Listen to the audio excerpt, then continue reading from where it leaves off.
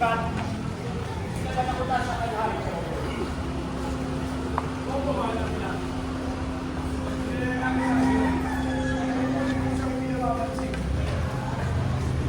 ano naman ang aking pagkakasala ng taon ito?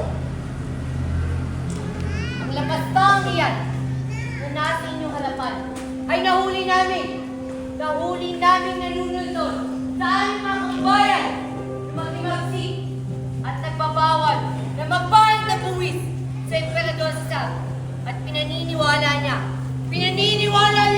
ang taong bayan sa isang Kristo, sa isang walang ikaibahan.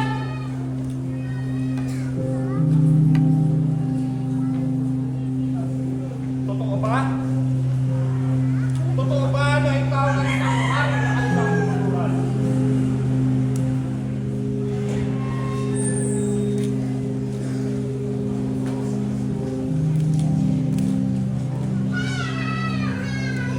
Ako ba'y Hudyo? Ang mga kababayan mo, pati na rin ang mga pares ng pagdote, ang nagdala sa'yo dito. Ano bang pagkakasala ang nagawa mo?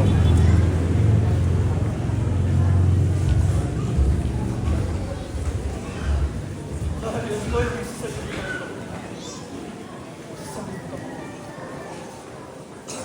Pinaglaban na sana ako ng aking mga tauhan. Hindi pinagkano na sa mga Diyos.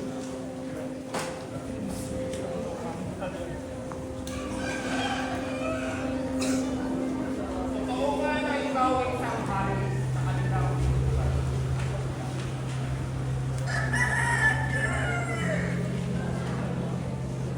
Ngayon na ang nagsabi na ako'y hari. Dahil bakit ako napahin sa ito? Kung bakit pahinat ang katotohanan?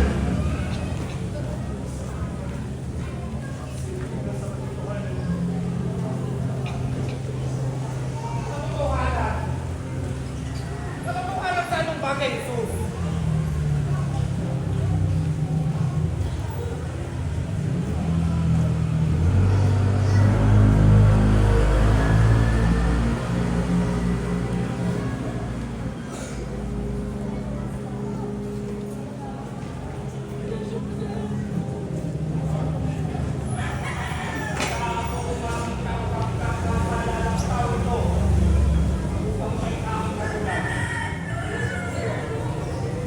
Ihaharap ko siya sa inyo ngayon. Tanda lamang na wala akong bakit ang pagkakasala. Narito ang tao. Ano ang gusto ninyong gawin ko sa kanya? Ipako sa krus! Ipako sa krus ang tao yan! Ipako sa krus! Kahit na bakit papako ang inyong hari? Isa lang ang aming hari. Walang iba kundi si Julius Caesar. Kung sino man ang kaibigan ni Caesar ay magiging kaaway ng Emperador. Patayin! Patayin ang taong yan!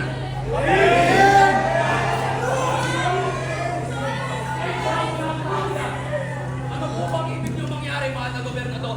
Ang mawalan kayo ng kapangyarihan at itatapon doon sa malayong bayan. Kamatayan! Kamatayan dapat sisensya sa tao yan!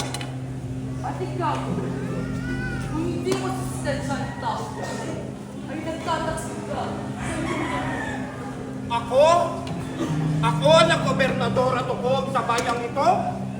Nagtataksin? Saan tungkulin?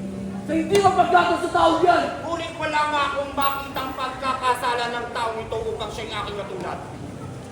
Kaya't kung kayo, Jesus, pagbibigyan kita ng pagtanggol ang iyong sarili.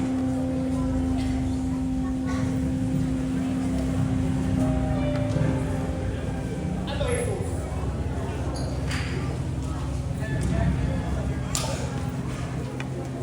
Ang iyong katahimikan ay tanda lamang sa inaamin mo yung mga pagkakasala.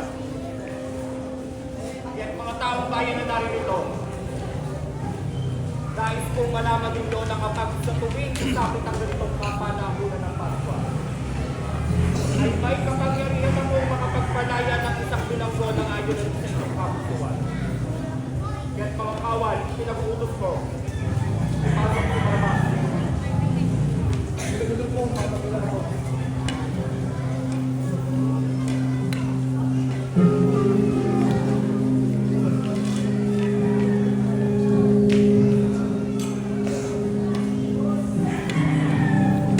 Mga taong bayan na naririto, pagkastalis ko ang dalawang asawa nito, sino ang gusto ninyong palayain ko? Si Barabas na isang kusakal na magnanakaw, ang isang kriminal, o si Jesus na sinasabi ninyong hari?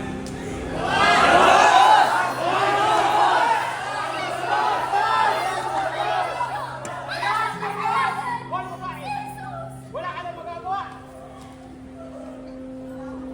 Ulitin ko ang muli. Sino ang gusto ninyong palayain ko? Si Barabas na isang kusakal na magnanakaw at isang kriminal. O si Jesus na sinasabi ninyong hari? Si Barabas!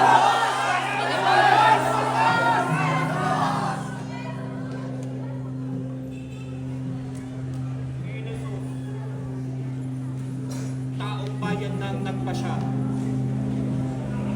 Ibababa ko lang ang hatol ko ayon na rin sa kagustuhan ng mga taong bayan na narito. Ngunit, nais ko muna magbuklas ng aking mga kamay.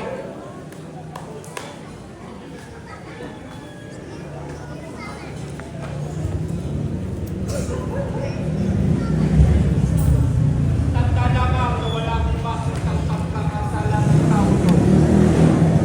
Kaya kumplot at mga bawal, ipinag-uutos ko. Sali nyo lang ang aking palasyo, gawin ang bala sa kanila.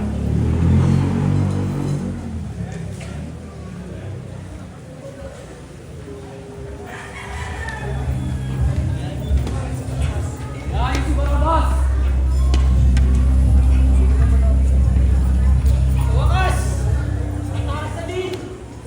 Nakilaya na ako!